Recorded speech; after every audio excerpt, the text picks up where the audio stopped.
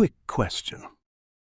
How do you spell the Monopoly Man's name? Think about it. Picture him in your head right now. Does he have a monocle? Most of you just said yes. He doesn't. He never did. And that's where it gets terrifying. Because you didn't just forget. You remember him with a monocle. Clearly, vividly, in detail. So the question isn't whether your memory is bad. The question is, whose memory is this? Welcome to Bones After Dark. Tonight, we go down the rabbit hole of the Mandela effect. And I promise you, you will not look at your own mind the same way after this. The term was coined in 2009 by a researcher named Fiona Broom. She was at a convention when she mentioned, casually, how sad it was that Nelson Mandela died in prison in the 1980s. The people around her nodded. They remembered it too. The funeral coverage, the news reports, his widow's speech. There was just one problem. Nelson Mandela was alive. He didn't die until 2013, and he hadn't been in prison since 1990. But here's what made Fiona stop cold. It wasn't just her. It wasn't just the people in that room. Thousands of people across the world, with no connection to each other, remembered the exact same thing. The same funeral, the same coverage, the same details. How do thousands of strangers share the same false memory? That's the Mandela effect, and it goes much, much deeper than one man's death. Let's go through the most documented cases, and I want you to pay attention to how you feel when you hear each one. Case number 1, the Monopoly Man. Rich Uncle Pennybags, the guy on the Monopoly box. Millions of people remember him wearing a monocle over his right eye. It's one of the most vivid shared memories in existence. He has never worn a monocle. Not on a single edition of the game. Ever. Case number 2. Looney Tunes. How do you spell it? Looney Tunes or Looney Tunes? Most people say tunes, like cartoons. It makes logical sense. It's tunes. It has always been tunes. Case number 3. The Berenstain Bears. This one breaks people. The children's book series. Is it Berenstain or Berenstain? Almost everyone who grew up reading these books remembers it as Berenstain. E-I-N. It's in their school memories, their childhood bedrooms. It's Berenstain. A-I-N. And here's what's disturbing. Researchers found that people from completely different countries who never interacted all remember the same wrong spelling. Case number 4. Star Wars. Darth Vader's famous line. Everyone knows it. Luke, I am your father. Except, that's not what he says. The actual line is, no, I am your father. One of the most quoted movie lines in history, quoted wrong by almost everyone simultaneously. Case number 5.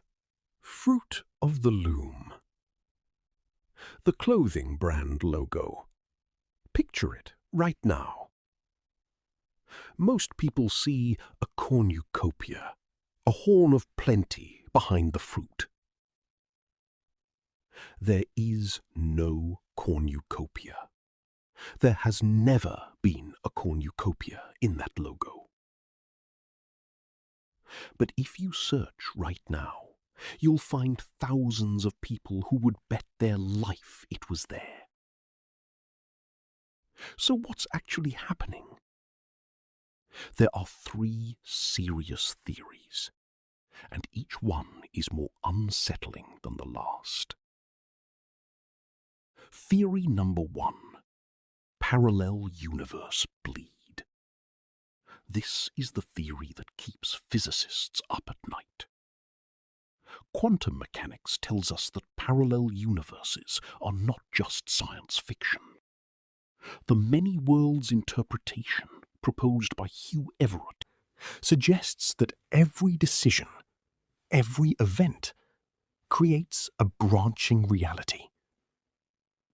2 universes, both real, both happening simultaneously.